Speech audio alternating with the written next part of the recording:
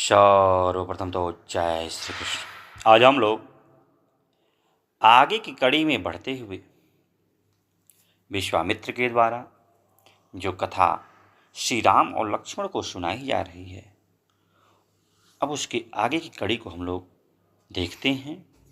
आपको इसके पहले का अगर सुनना है तो इसके पहले वाले वीडियो को जाके आप देख सकते हैं और सुन सकते हैं। तो आगे बढ़ते हैं। क्या कहते हैं?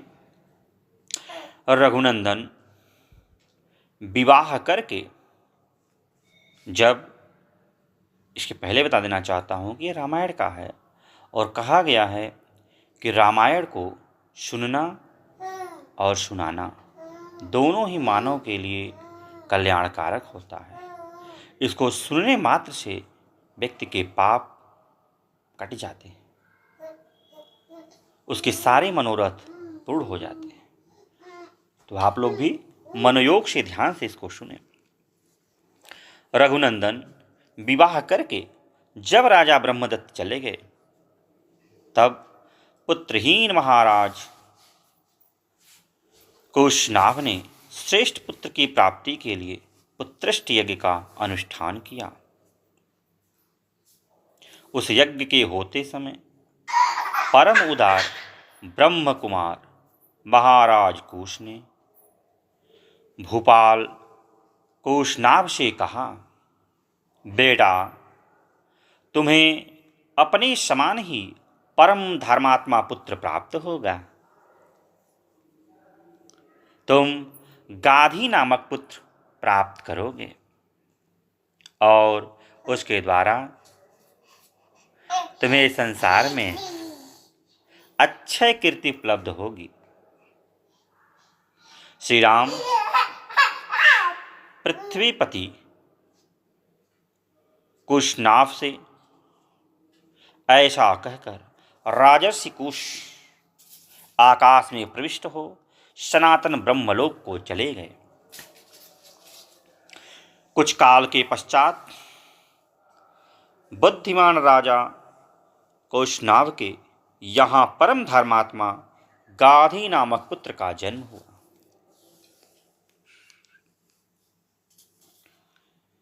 ककुत्स कुलभूषण रघुनंदन, वे परम धर्मात्मा राजा गाधी मेरे पिता थे।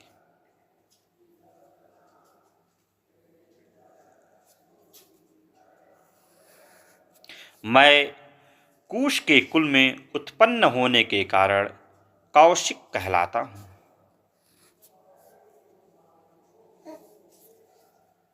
राघव, मेरे एक ज्येष्ठ बहिन भी थी जो उत्तम व्रत का पालन करने वाली थी। उसका नाम सत्यवती था। वह ऋचिक मुनि को ब्याही गई थी। अपने पति का अनुसरण करने वाली सत्यवती शरीर सहित स्वर्गलोक को चली गई थी। वही परम उदार महानदी कौशिकी के रूप में भी प्रकट होकर इस भूतल पर प्रवाहित होती है। मेरी वह बहन जगत के हित के लिए हिमालय का आश्रय लेकर नदी रूप में प्रवाहित हुई। वह पूर्ण सलिला दिव्य नदी बड़ी रमणीय है।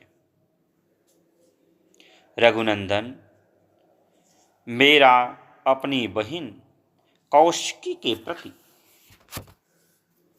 बहुत स्नेह है।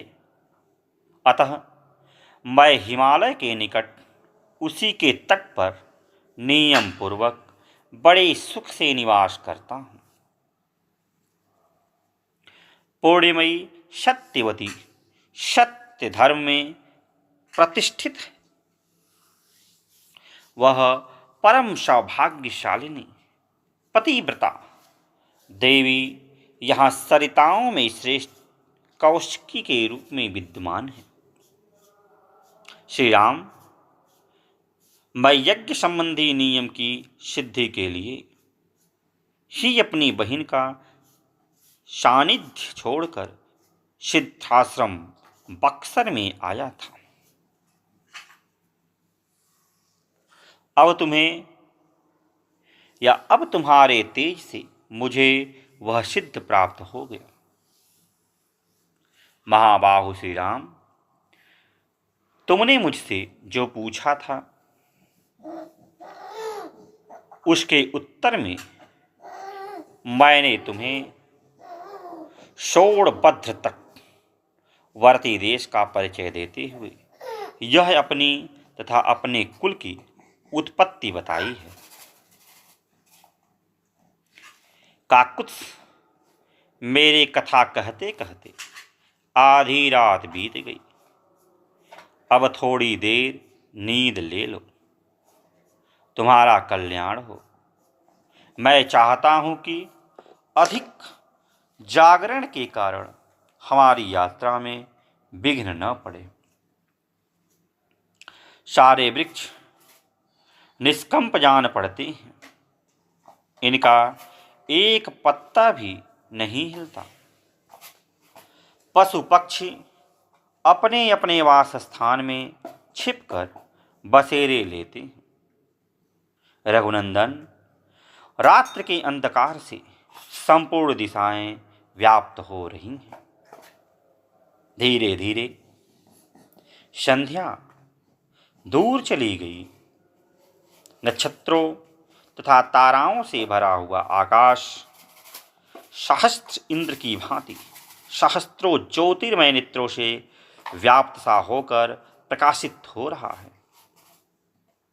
संपूर्ण लोक का अंधकार दूर करने वाले शीत रश्मि चंद्रमा अपनी प्रभा से जगत के प्राणियों के मन को आह्लादी प्रदान करते हुए उदित हो रहे हैं।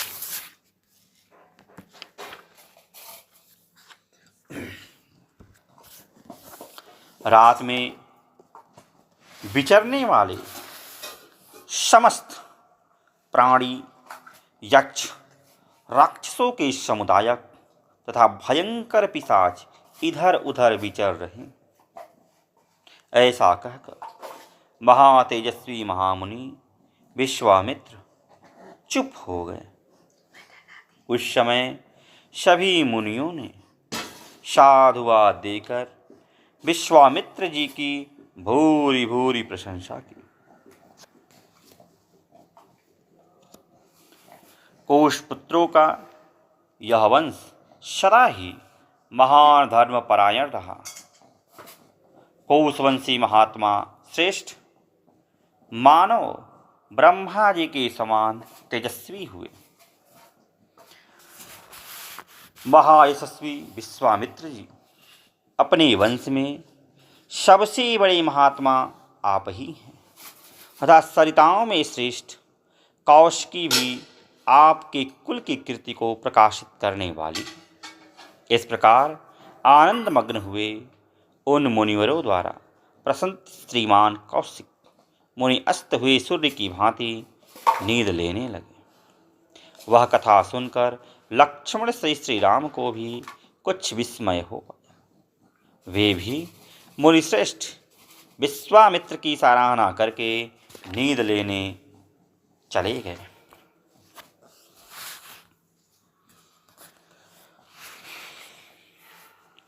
महर्षियों सहित विश्वामित्र ने रात्र के शेष भाग में शोणभद्र के तट पर शयन किया। जब रात बीती और प्रभात हुआ तब वे श्री रामचंद्र जी से इस प्रकार बोले। श्री राम, रात बीत गई, सवेरा हो गया, तुम्हारा कल्याण हो। उठो उठो और चलने की तैयारी करो। मुनि की बात सुनकर पूर्व काल का नित्य नियम पूर्ण करके श्री राम चलने को तैयार हो गए और इस प्रकार बोले। ब्राह्मण शुभ जल से परिपूर्ण तथा अपने तटों से सुशोभित होने वाला यह शोणभद्र तो अथाह जान पड़ता है। हम लोग किस मार्ग से चलकर इसे पार करेंगे? श्री राम के ऐसा कहने पर विश्वामित्र बोले, जिस मार्ग से महर्षिगण शोणभद्र को पार करते हैं, उसका मैंने पहले से ही निश्चय कर रखा। वह मार्ग यह है। बुद्धिमान विश्वामित्र के ऐसा कहने पर वे महर्षि नाना प्रकार के वनों की शोभा देखते हुए वहां से प्रस्थित हुए। बहुत दूर का मार्ग तय कर लेने पर दोपहर होते होते उन सब लोगों ने मुनिजन सेवित सरिताओं में श्रेष्ठ गंगा जी के तट पर पहुंचकर उनका दर्शन किया। हंसों तथा सारसों से सेवित पूर्ण सलिला भागीरथी का दर्शन करके श्री रामचंद्र जी के साथ समस्त मुनि बहुत प्रसन्न हुए। उस समय सबने गंगा जी के तट पर डेरा डाला। फिर विधिवत स्नान करके देवताओं और पितरों का तर्पण किया। उसके बाद अग्निहोत्र करके अमृत के समान मीठे हविष्य का भोजन किया। तदनंतर वे सभी कल्याणकारी महर्षि प्रसन्नचित हो महात्मा विश्वामित्र की ओर चारों ओर से घेर कर गंगा जी के तट पर बैठ गए। जब वे सब मुनि स्थिर भाव से विराजमान हो गए और श्री राम तथा लक्ष्मण भी यथा योग्य स्थान पर बैठ गए, तब श्री राम ने प्रसन्नचित होकर विश्वामित्र जी से पूछा, भगवान, मैं यह सुनना चाहता हूं कि 3 मार्गों से प्रवाहित होने वाली नदी ये गंगा जी किस प्रकार तीनों लोकों में घूमकर नदों और नदियों के स्वामी समुद्र में जा मिली। श्री राम के इस प्रश्न द्वारा प्रेरित हो महामुनि विश्वामित्र ने गंगा जी की उत्पत्ति और वृद्धि की कथा कहना आरंभ किया। श्री राम हिमवान नामक एक पर्वत है, जो समस्त पर्वतों का राजा तथा सब प्रकार के धातुओं का बहुत बड़ा खजाना है। हिमवान की 2 कन्याएं हैं,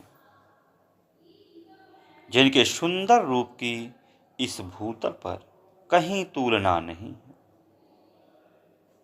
मेरु पर्वत की मनोहारिणी पुत्री मेना हिमवान की प्यारी पत्नी है। सुंदर कटी प्रदेश वाली मेना ही उन दोनों कन्याओं की जननी है। रघुनंदन, मेना के गर्भ से जो पहली कन्या उत्पन्न हुई वही ये गंगा जी हैं। यह हिमवान की ज्येष्ठ पुत्री हैं।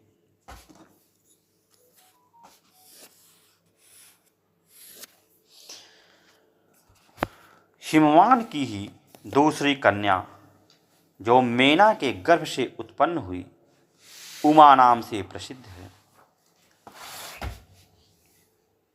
कुछ काल के पश्चात सब देवताओं ने देव कार्य की सिद्धि के लिए ज्येष्ठ कन्या गंगा जी को, जो आगे चलकर स्वर्ग से त्रिपथगा नदी के रूप में अवतीर्ण हुई, गिरिराज हिमालय से मांगा। हिमवान ने त्रिभुवन का हित करने की इच्छा से स्वच्छंद पथ पर विचरने वाली अपनी लोक पावनी पुत्री गंगा को धर्मपूर्वक उन्हें दे दिया। तीनों लोकों के हित की इच्छा वाले देवता त्रिभुवन की भलाई के लिए ही गंगा जी को लेकर मन ही मन कृतार्थ अनुभव करते हुए चले गए। रघुनंदन गिरिराज की जो दूसरी कन्या उमा थी, वे उत्तम एवं कठोर व्रत का पालन करती हुई घोर तपस्या में लग गई। उन्होंने तपोमय धन का संचय किया। गिरिराज ने उग्र तपस्या में संलग्न हुई अपनी वह विश्ववंदिता पुत्री उमा का अनुपम प्रभावशाली भगवान रुद्र को ब्याह दी। रघुनंदन इस प्रकार सरिताओं में श्रेष्ठ गंगा तथा भगवती उमा, ये दोनों गिरिराज हिमालय की कन्या हैं। सारा संसार इनके चरणों में मस्तक झुकाता है। गतिशीलों में श्रेष्ठ तात श्री राम गंगा जी की उत्पत्ति के विषय में ये सारी बातें मैंने तुम्हें बता दी। ये त्रिपथगामिनी कैसी हुई, यह भी सुन लो। पहले तो ये आकाश मार्ग में गई थी, तत्पश्चात ये गिरिराज कुमारी गंगा रमणीया देव नदी के रूप में देवलोक में आरूढ़ हुई थी। फिर जल रूप में प्रवाहित हो लोगों के पाप दूर करती हुई रफातल में पहुंची, अर्थात धरती पर आ गई। विश्वामित्र की बात समाप्त होने पर श्री राम और लक्ष्मण दोनों वीरों ने उनकी कही हुई कथा का अभिनंदन करके मुनिवर विश्वामित्र से इस प्रकार कहा। ब्राह्मण, आपने यह बड़ी उत्तम धर्मयुक्त कथा सुनाई। अब आप गिरिराज हिमवान की ज्येष्ठ पुत्री गंगा के दिव्यलोक तथा मनुष्यलोक से संबंध होने का वृत्तांत विस्तार के साथ सुनाइए, क्योंकि आप विस्तृत वृत्तांत के ज्ञाता हैं। लोक को पवित्र करने वाली गंगा किस कारण से 3 मार्गों में प्रवाहित होती है? सरिताओं में श्रेष्ठ गंगा की त्रिपथगा नाम से प्रसिद्धि क्यों हुई?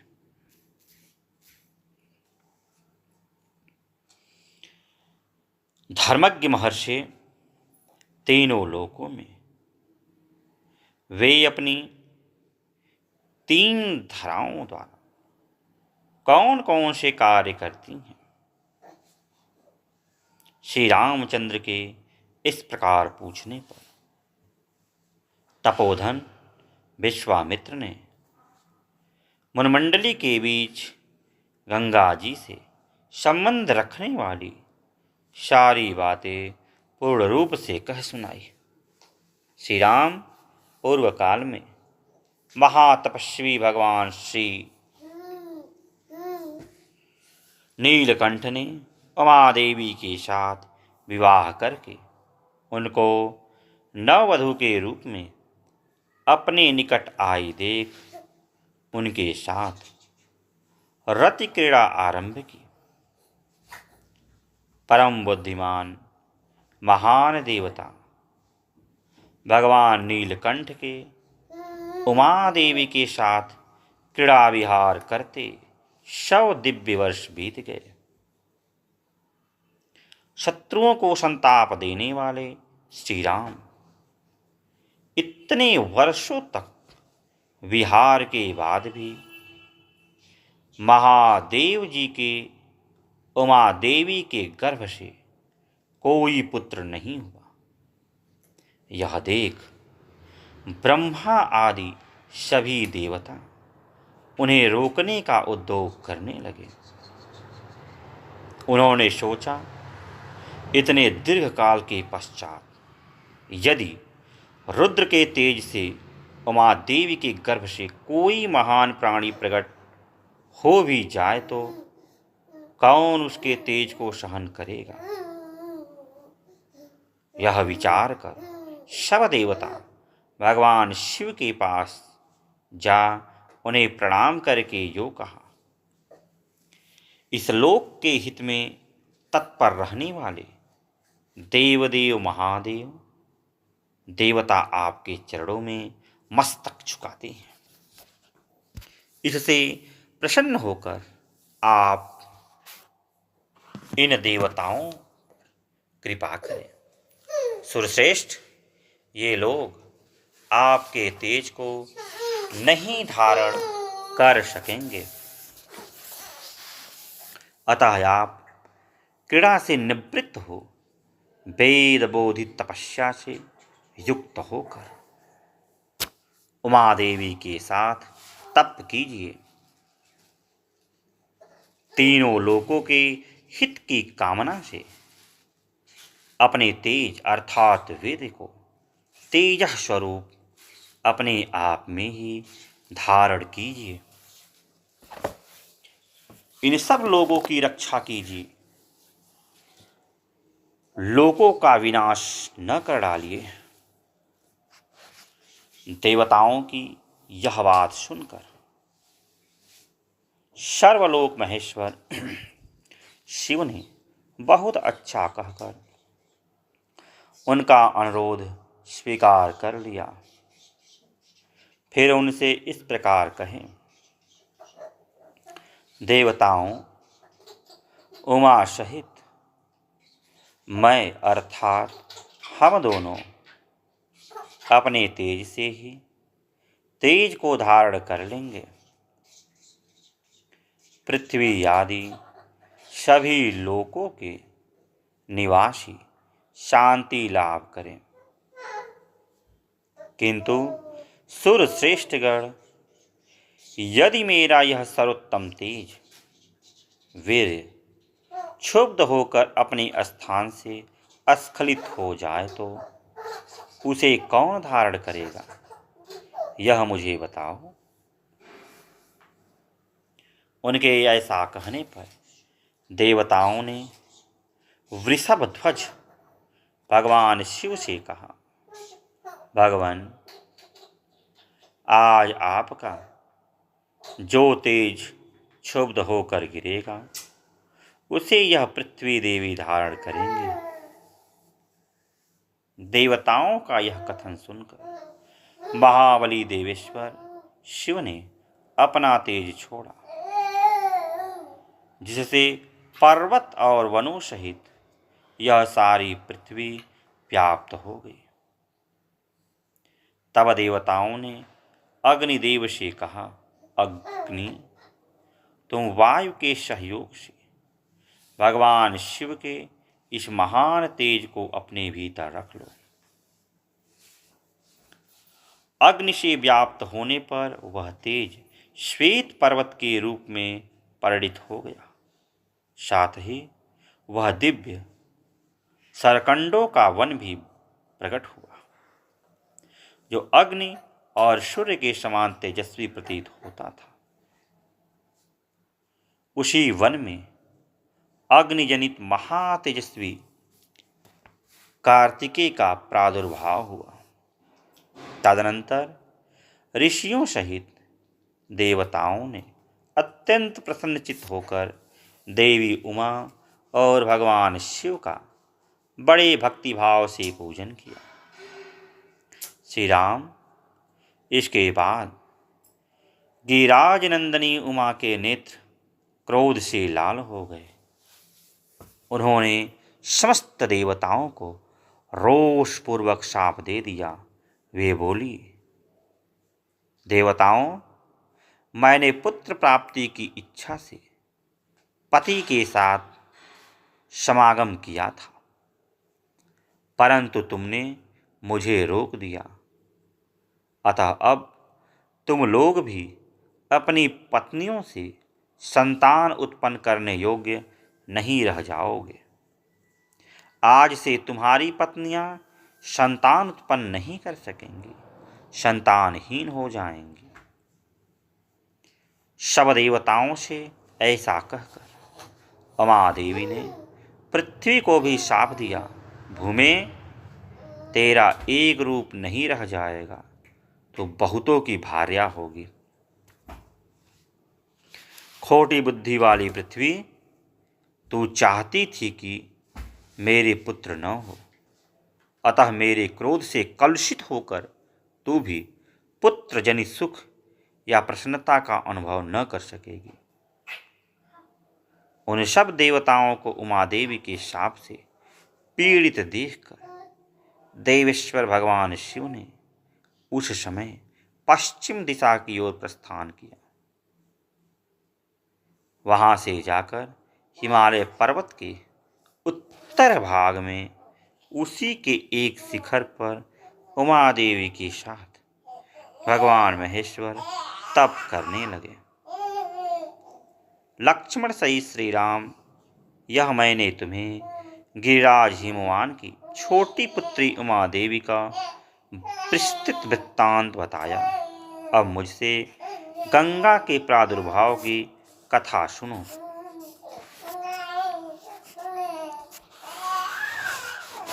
जब महादेव जी की तपस्या कर रहे थे, उस समय इंद्र और अग्नि आदि संपूर्ण देवता अपने लिए सेनापति की इच्छा लेकर ब्रह्मा जी के पास आए।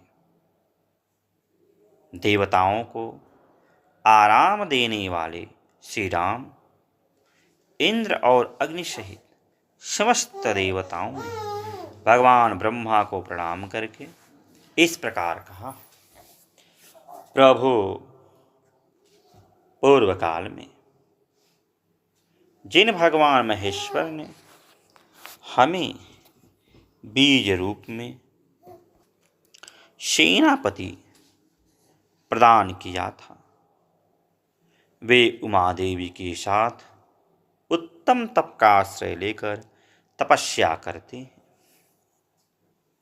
विधि विधान के ज्ञाता पितामह, अब लोकहित के लिए जो कर्तव्य प्राप्त हो उसको पूर्ण कीजिए, क्योंकि आप ही हमारे परम आश्रय हैं।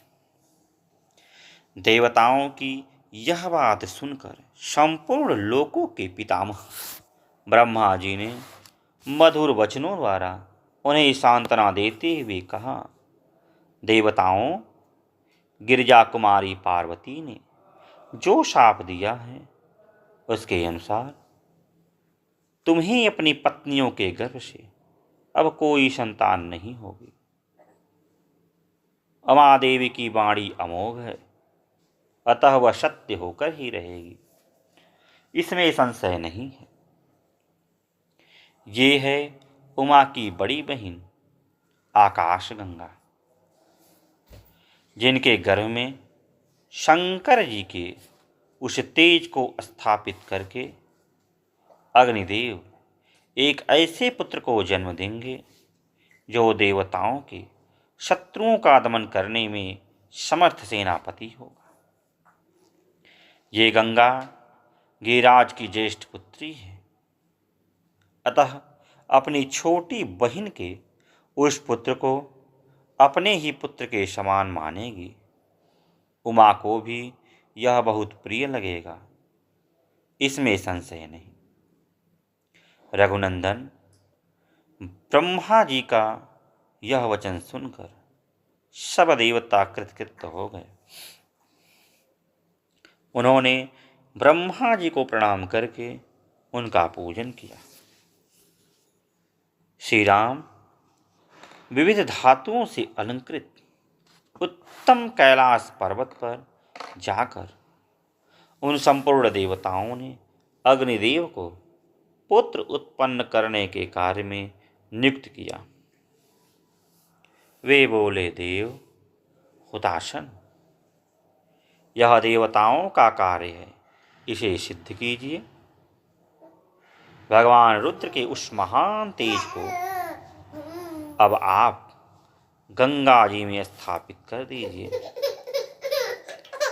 तब देवताओं से बहुत अच्छा कहकर अग्निदेव गंगा जी के निकट आए और बोले, देवी, आप इस गर्भ को धारण करें, यह देवताओं का प्रिय कार्य है।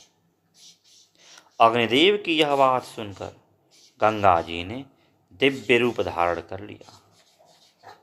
उनकी यह महिमा, यह रूप, वैभव देखकर अग्निदेव ने उस रुद्र तेज को उनके सब ओर बिखेर दिया।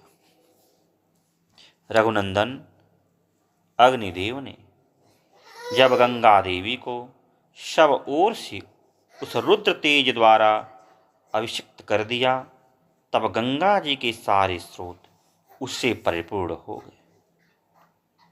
तब गंगा जी ने समस्त देवताओं के अग्निगामी अग्निदेव से इस प्रकार कहा, देव, आपके द्वारा स्थापित किए गए इस बढ़े हुए तेज को धारण करने में मैं असमर्थ हूँ। इसकी आँच से जल रही और मेरी चेतना व्यथित हो गई है। तब संपूर्ण देवताओं के भविष्य को भोग लगाने वाले अग्निदेव ने गंगा देवी से कहा, देवी, हिमालय पर्वत के पास भाग में इस गर्भ को स्थापित कर दीजिए। निष्पाप रघुनंदन अग्नि की यह बात सुनकर महातेजस्विनी गंगा ने उस अत्यंत प्रकाशमान गर्भ को अपने स्रोत से निकालकर यथोचित स्थान में रख दिया। गंगा के गर्भ से जो तेज निकला वह तपाए हुए जाम्बुनद नामक सुवर्ण के समान कांतिमान दिखाई देने लगा। गंगा सुवर्ण में मेरुगिरी से प्रकट हुई, अतः उनका बालक भी वैसे ही रूप रंग का हुआ।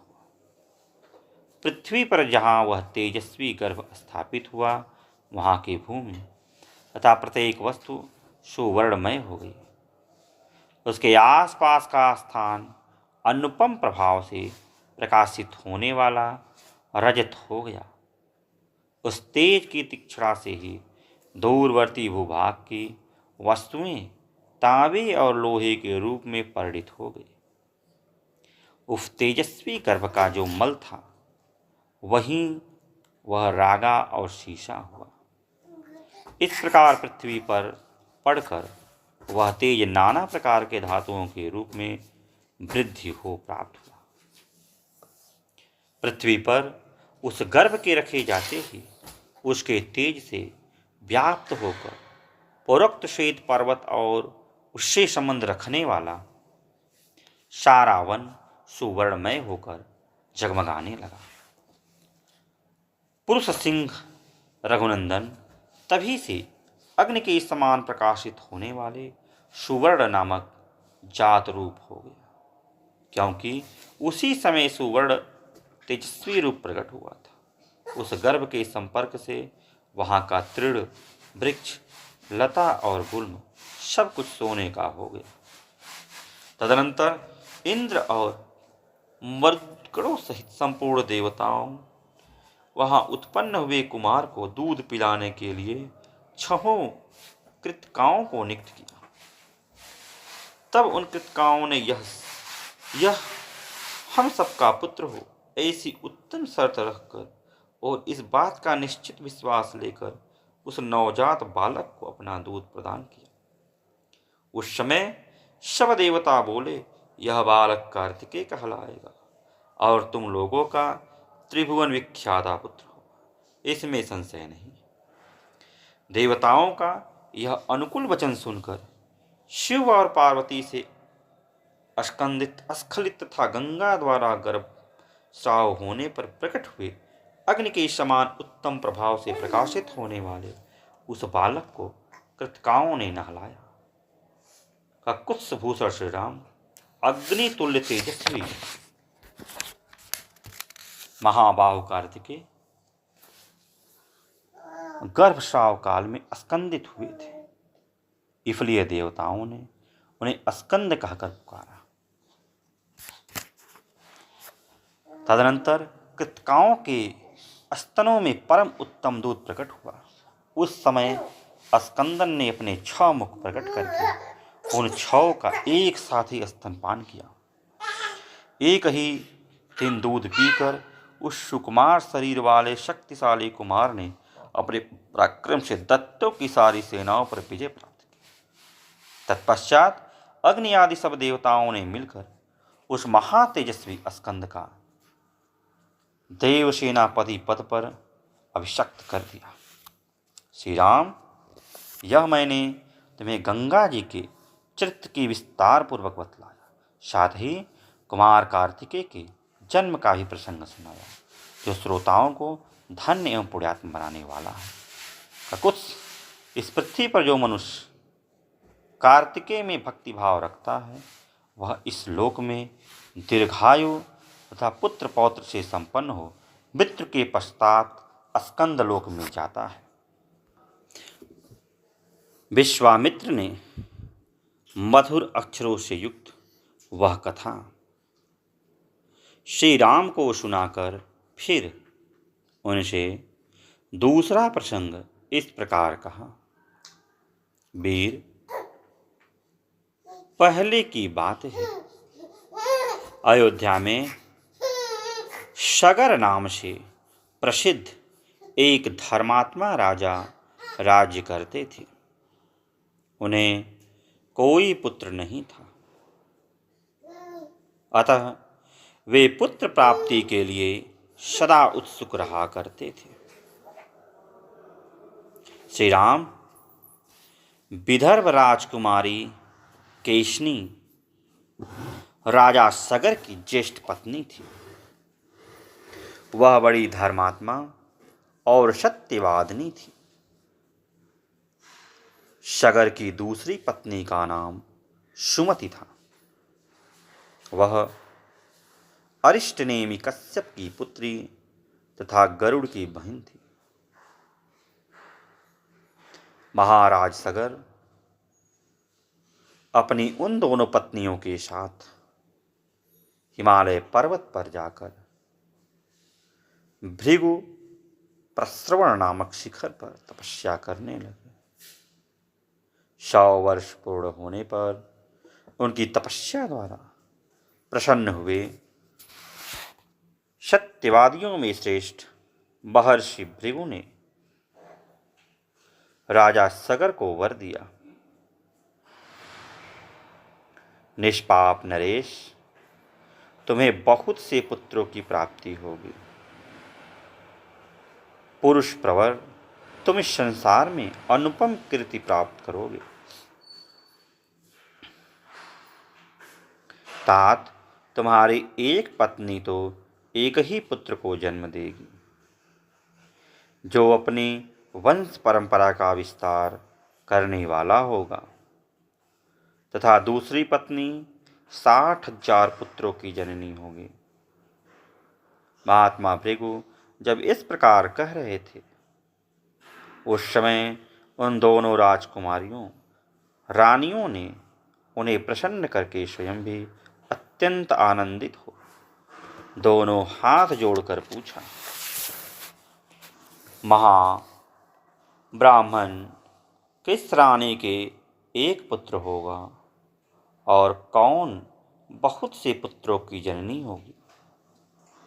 हम दोनों यह सुनना चाहते हैं।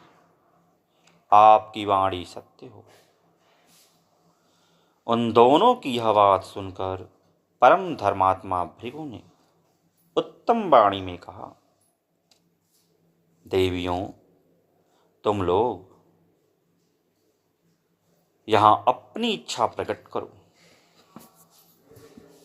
तुम्हें वंश चलाने वाला एक ही पुत्र प्राप्त हो, अथवा महान बलवान यशस्वी एवं अत्यंत उत्साही बहुत से पुत्र। इन दोनों वरों में से किस वर को कौन सी रानी ग्रहण करना चाहती है? रघुकुल नंदन श्री राम मुनि का यह वचन सुनकर केसनी ने राजा सगर के समीप वंश चलाने वाले एक ही पुत्र का वर ग्रहण किया।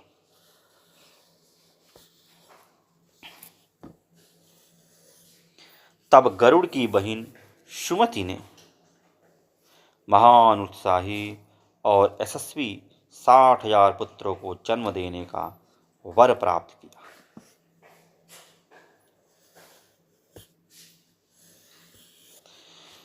रघुनंदन तदनंतर रानियों सहित राजा सगर ने महर्षि की परिक्रमा करके उनके चरणों में मस्तक झुकाया और अपने नगर को प्रस्थान किया। कुछ काल व्यतीत होने पर बड़ी रानी केशनी ने सगर के औरस पुत्र असमंज को जन्म दिया। पुरुष सिंह छोटी रानी सुमति ने तूबी की आकार का एक गर्भपिंड उत्पन्न किया। उसको फोड़ने से 60,000 बालक निकले। उन्हें घी से भरे हुए घड़ों में रखकर धाइयाँ उनका पालन पोषण करने लगी। धीरे धीरे जब बहुत दिन बीत गए तब वे सभी बालक युवावस्था को प्राप्त हुए। इस तरह दीर्घकाल के पश्चात राजा सगर के रूप और युवावस्था से सुशोभित होने वाले 60,000 पुत्र तैयार हो गए। नरश्रेष्ठ रघुनंदन सगर का ज्येष्ठ पुत्र असमंज नगर के बालकों को पकड़कर सरयू के जल में फेंक देता। जब वे डूबने लगते तब उनकी ओर देखकर हंसा करता। इस प्रकार पापाचार में प्रवृत्त होकर जब वह सत्पुरुषों को पीड़ा देने और नगर निवासियों का अहित करने लगा तब पिता ने उसे नगर से बाहर निकाल दिया। असमंज के पुत्र का नाम था अंशुमान। वह बड़ा ही पराक्रमी, सबसे मधुर वचन बोलने वाला तथा सब लोगों को प्रिय था। नरश्रेष्ठ कुछ काल के अनंतर महाराज सगर के मन में यह निश्चित विचार हुआ कि मैं यज्ञ करूं। यह दृढ़ निश्चय करके वे वेद वेत्या नरेश अपने उपाध्यों के साथ यज्ञ करने की तैयारी में लग गए। विश्वामित्र की कही हुई कथा सुनकर श्री रामचंद्र जी बड़े प्रसन्न हुए। उन्होंने कथा के अंत में अग्नि तुल्य तेजस्वी विश्वामित्र मुनि से कहा, ब्राह्मण, आपका कल्याण हो। मैं इस कथा को विस्तार के साथ सुनना चाहता हूँ। मेरे पूर्वज महाराज सगर ने किस प्रकार यज्ञ किया था। उनकी यह बात सुनकर विश्वामित्र जी को बड़ा कौतूहल हुआ। वे यह सोचकर कि मैं जो कुछ कहना चाहता हूँ उसी के लिए ये प्रश्न कर रहे हैं, जोर जोर से हंस पड़े। हंसते हुए से उन्होंने श्री राम से कहा, राम, तुम महात्मा सगर के यज्ञ का विस्तार पूर्वक वर्णन सुनो। पुरुषोत्तम शंकर जी के ससुर हिमवान नाम से विख्यात पर्वत विंध्याचल तक पहुंचकर तथा विंध्य पर्वत हिमवान तक पहुंचकर दोनों एक दूसरे को देखते हैं। इन दोनों के बीच में दूसरा कोई ऐसा ऊंचा पर्वत नहीं है जो दोनों के पारस्परिक दर्शन में बाधा उपस्थित कर सके। इन्हीं दोनों पर्वतों के बीच आर्यवर्त की पौड़े भूमि में उस यज्ञ का अनुष्ठान हुआ था। पुरुषिंग वही देश यज्ञ करने के लिए उत्तम माना गया है। तात ककुत्स्थनंदन राजा सगर की आज्ञा से यज्ञी अश्व की रक्षा का भार सुदृढ़ धनुर्धर महारथी अंशुमान ने स्वीकार किया था। परंतु पर्व के दिन यज्ञ में लगे हुए राजा सगर के यज्ञ संबंधी घोड़े को इंद्र ने राक्षस का रूप धारण करके चुरा लिया। काकुत्स मन सगर के उस अश्व का अपहरण होते समय समस्त ऋषियों ने यजमान सगर से कहा, काकुत्स नंदन, आज पर्व के दिन कोई इस यज्ञ संबंधी अश्व को चुराकर बड़े वेग से लिए जा रहा है। आप चोर को मारिए और घोड़ा वापस लाइए, नहीं तो यज्ञ में विघ्न पड़ जाएगा और वह हम सब लोगों के लिए अमंगल का कारण होगा। राजन, आप ऐसा प्रयत्न कीजिए जिससे यह यज्ञ बिना किसी विघ्न बाधा के परिपूर्ण हो। उस यज्ञ सभा में बैठे हुए राजा सगर ने उपाध्यायों की बात सुनकर अपने 60,000 पुत्रों से कहा, पुरुष प्रवर पुत्रों, यह महान यज्ञ वेद मंत्रों से पवित्र अंतःकरण वाले महाभाग महात्माओं द्वारा संपादित हो रहा है। अतः यहाँ राक्षसों की पहुँच हो ऐसा मुझे नहीं दिखाई देता। अतः यह अश्व चुराने वाला कोई देवकोटि का पुरुष होगा। अतः पुत्रों, तुम लोग जाओ, घोड़े की खोज करो, तुम्हारा कल्याण हो। समुद्र से घिरी हुई इस सारी पृथ्वी को छान डालो, एक एक योजन विस्तृत भूभाग को बांटकर उसका चप्पा चप्पा देख डालो। जब तक घोड़े का पता न लग जाए तब तक मेरी आज्ञा से इस पृथ्वी को खोजते रहो। इस खोदने का एक ही लक्ष्य है, उस अश्व के चोर को ढूंढ निकालना। मैं यज्ञ की दीक्षा ले चुका हूँ, अतः स्वयं उसे ढूंढने के लिए नहीं जा सकता। इसलिए जब तक उस अश्व का दर्शन न हो तब तक मैं उपाध्यायों और पौत्र अंशुमान के साथ यहीं रहूंगा। श्री राम पिता के आदेश रूपी बंधन से बंधकर वे सभी महाबली राजकुमार मन ही मन हर्ष का अनुभव करते हुए भूतल पर विचरने लगे। सारी पृथ्वी का चक्कर लगाने के बाद भी उस अश्व को न देखकर उन महाबली पुरुष सिंह राजपुत्रों ने प्रत्येक के हिस्से में एक एक योजन भूमि का बंटवारा करके अपनी भुजाओं द्वारा उसे खोदना आरंभ किया। उनकी उस भुजाओं का स्पर्श वज्र के स्पर्श की भांति दुष्यह था। रघुनंदन, उस समय वज्रतुल्य शूलों और अत्यंत दारुण हलों द्वारा सब ओर से विदृढ़ की जाती हुई वसुधा अंतर्नाद करने लगी।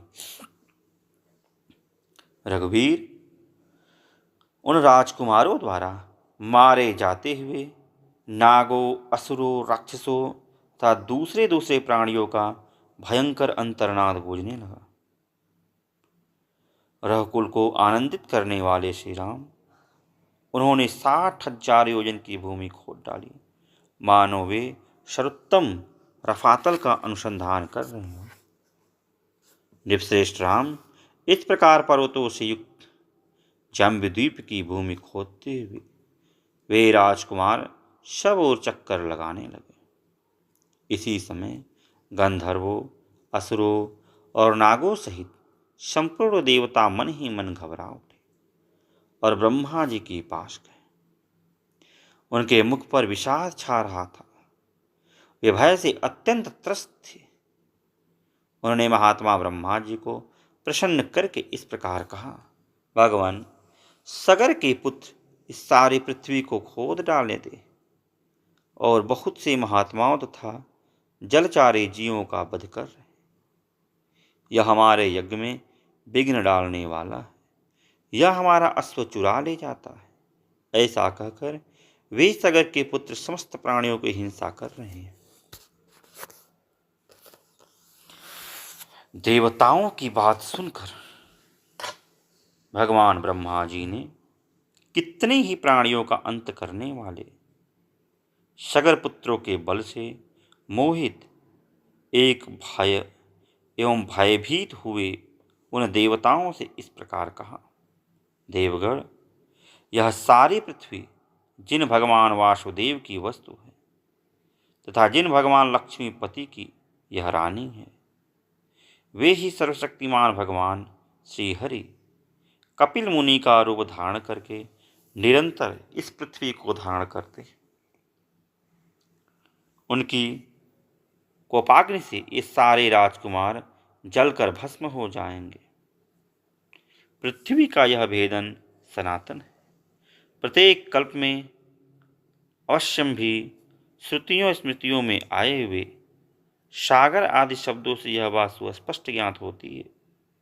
इसी प्रकार दूरदर्शी पुरुषों ने सगर के पुत्रों का भावी विनाश भी देखा है, अतः इस विषय में शोक करना अनुचित है। ब्रह्मा जी का यह कथन सुनकर शत्रुओं का दमन करने वाले 33 देवता बड़े हर्ष में भरकर जैसे आए थे उसी तरह पुनः लौट गए। सगर के पुत्रों के हाथों से जब पृथ्वी खोदी जा रही थी उस समय उससे वज्रपात के समान बड़ा भयंकर शब्द होता। इस तरह सारी पृथ्वी खोदकर तथा उसकी परिक्रमा करके वे सभी सगर पुत्र पिता के पास खाली हाथ लौट आए और बोले, पिताजी, हमने सारी पृथ्वी छान डाली, देवता, दानव, राक्षस, पिशाच और नाग आदि बड़े बड़े बलवान प्राणियों को मार डाला, फिर भी हमें न तो कहीं घोड़ा दिखाई दिया न घोड़े का चुराने वाला है। आपका भला हो, अब हम क्या करें? इस विषय में आप ही कोई उपाय सोचिए। रघुनंदन, पुत्रों का यह वचन सुनकर राजाओं में श्रेष्ठ सगर ने उनसे कुपित होकर कहा, जाओ फिर से सारे पृथ्वी खोदो और इससे विदृढ़ करके घोड़े के चोर का पता लगाओ। चोर तो पहुंचकर काम पूरा होने पर ही लौटना। अपने महात्मा पिता सगर की यह आज्ञा सिरोधार्य करके वे 60,000 राजकुमार रफातल की ओर बढ़े और रोष में भरकर पृथ्वी खोदने लगे। उस खुदाई के समय ही उन्हें एक पर्वताकार दिग्गज दिखाई दिया जिसका नाम विरूपाक्ष है। वह इस भूतल को धारण किए हुए। रघुनंदन, महान गजराज विरूपाक्ष ने पर्वत और वनों सहित इस संपूर्ण पृथ्वी को अपने मस्तक पर धारण कर रखा था। काकुत्स, वह महान दिग्गज, जिस समय थक कर विश्राम के लिए अपने मस्तक को इधर उधर हटाता था उस समय भूकंप होने लगता था। श्री राम पूर्व दिशा की रक्षा करने वाले विशाल गजराज विरूपाक्ष की परिक्रमा करके उसका सम्मान करते हुए वे सगर पुत्र रफातल का भेदन करके आगे बढ़ गए। पूर्व दिशा का भेदन करने के पश्चात वे पुनः दक्षिण दिशा की भूमि को खोदने लगे। दक्षिण दिशा में भी उन्हें एक महान दिग्गज दिखलाई दिया। उसका नाम था महापद्म। महान पर्वत के समान ऊंचा वह विशालकाय गजराज अपने मस्तक पर पृथ्वी को धारण करता था। उसे देखकर उन राजकुमारों को बड़ा विस्मय हुआ। महात्मा सगर के वे 60,000 पुत्र उस दिग्गज की परिक्रमा करके पश्चिम दिशा की भूमि भेद करने लगे। पश्चिम दिशा में भी उस महाबली सगर पुत्रों ने महान पर्वताकार दिग्गज सौमनसा का दर्शन किया। उसकी भी परिक्रमा करके उसका कुशल समाचार पूछकर वे सभी राजकुमार भूमि खोदते हुए उत्तर दिशा में जा पहुंचे। रघुश्रेष्ठ, उत्तर दिशा में उन्हें हिमवान के समान श्वेत भद्र नामक दिग्गज दिखाई दिया जो अपने कल्याणमय शरीर से इस पृथ्वी को धारण किए हुए था। उसका कुशल समाचार पूछकर राजा सगर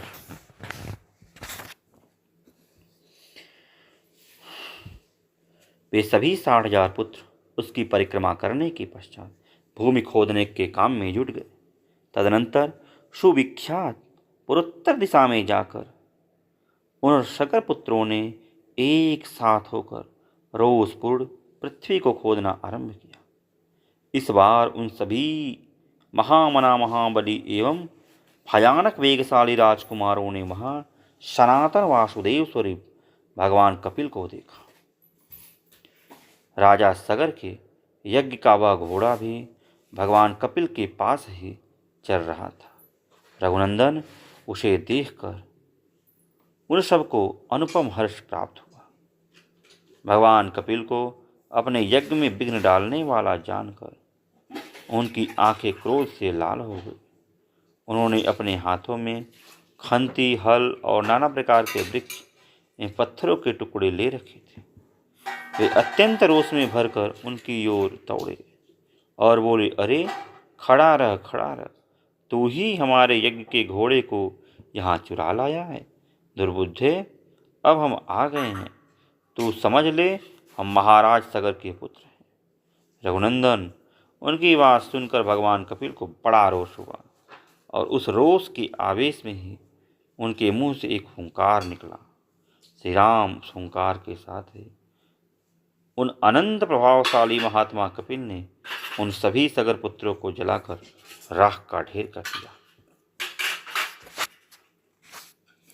रघुनंदन, पुत्रों को गए बहुत दिन हो गए, ऐसा जानकर राजा सगर ने अपने पौत्र अंशुमान से, जो अपने तेज से दिव्य दिव्यमान हो रहा था, इस प्रकार कहा, वत्स, तुम सूरवीर विद्वान तथा अपने पूर्वजों के तुल तेजस्वी हो।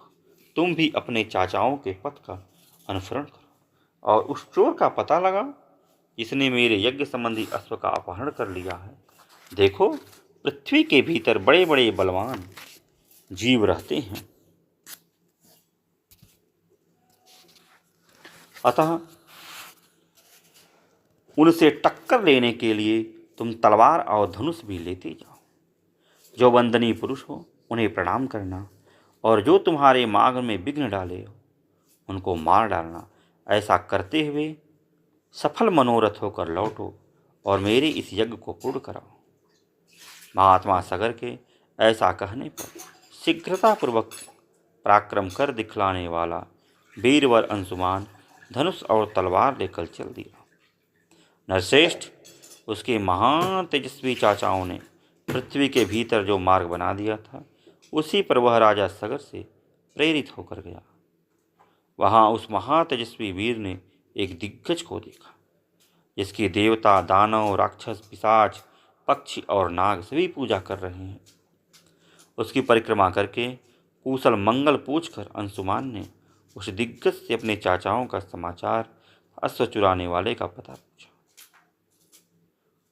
उसका प्रश्न सुनकर परम बुद्धिमान दिग्गज ने इस प्रकार उत्तर दिया, असमंजस कुमार, तुम अपना कार्य सिद्ध करके घोड़े से शीघ्र लौट जाओ। उसकी यह बात सुनकर अंशुमान ने क्रमशः सभी दिग्गजों से न्यायानुसार उक्त प्रश्न पूछना आरंभ किया। वाक्य के मर्म को समझने तथा बोलने में कुशल उस समस्त दिग्गजों ने अंशुमान को सत्कार किया और यह शुभ कामना प्रकट की कि तुम घोड़े सहित लौट जाओगे। उनका यह आशीर्वाद सुनकर अंशुमान शीघ्रतापूर्वक पैर बढ़ाता हुआ उस स्थान पर जा पहुंचा जहां उसके चाचा सगरपुत्र राख के ढेर हुए पड़े थे। उनके वध से असमंजस पुत्र अंशुमान को बड़ा दुख हुआ। वह शोक के वशीभूत हो अत्यंत वर्तभाव से फूट फूट रोने लगे। दुख शोक में डूबे हुए पुरुष सिंह अंशुमान ने अपने यज्ञ संबंधी अश्व को भी वहां पास ही चरते देखा। महातेजस्वी अंशुमान ने उन राजकुमारों को जलांजलि देने के लिए जल की इच्छा की, किंतु वहां कहीं भी कोई जलाशय नहीं दिखाई दिया। श्री राम तब उसने दूर तक की वस्तुओं को देखने में समर्थ अपनी दृष्टि को फैलाकर देखा। उस समय उसे वायु के समान वेगशाली पक्षीराज गरुड़ दिखाई दिए, जो उनके चाचाओं सगर पुत्रों के मामा थे। महाबली विनीतानंदन गरुड़ ने अंशुमान से कहा, पुरुष सिंह, शोक न करो। ये राजकुमारों का वध संपूर्ण जगत के मंगल के लिए हुआ। विद्यमान अनंत प्रभावशाली महान कपिल ने इस महाबली राजकुमार को दग्ध किया। इनके लिए तुम्हें लौ की जल की अंजलि देनी उचित हो।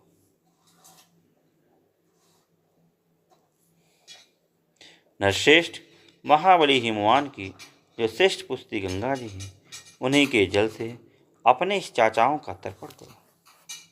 जिस समय लोक पावनी गंगा राख के ढेर होकर गिरे हुए उन 60,000 राजकुमारों को अपने जल से आप्लावित करेंगे, उसी समय उन सबको स्वर्गलोक में पहुंचा देंगे। लोक कमनी गंगा के जले से भीगी हुई यह भस्म राशि इन सबको स्वर्ग में भेज देगी। महाभाग पुरुष प्रवर वीर, अब तुम घोड़ा लेकर जाओ और अपने पितामह का यज्ञ पूर्ण करो। गरुड़ की यह बात सुनकर अत्यंत पराक्रमी महातपस्वी अंशुमान घोड़ा लेकर तुरंत लौट आया। रघुनंदन यज्ञ में दीक्षित हुए राजा के पास आकर उन्हें सारा समाचार निवेदित किया और गरुड़ की बताई हुई बात भी कह सुनाई। अंशुमान के मुंह से यह भयंकर समाचार सुनकर राजा सगर ने कल्पोक्त नियम के अनुसार अपना यज्ञ विधिवत पूर्ण किया। यज्ञ समाप्त करके पृथ्वीपति महाराज सगर अपनी राजधानी लौट। वहां आने पर उन्होंने गंगा जी को ले आने के लिए विषय में बहुत विचार किया, किंतु वे किसी निश्चय पर न पहुंच सके। दीर्घकाल तक विचार करने पर भी उन्हें कोई निश्चित उपाय नहीं सूझा और 34 वर्षों तक राज्य करके वे स्वर्गलोक को चले गए। तो आज के लिए इतना ही, फिर किसी अन्य वीडियो मिलते हैं। तब तक के लिए जय श्री कृष्ण, जय श्री कृष्ण।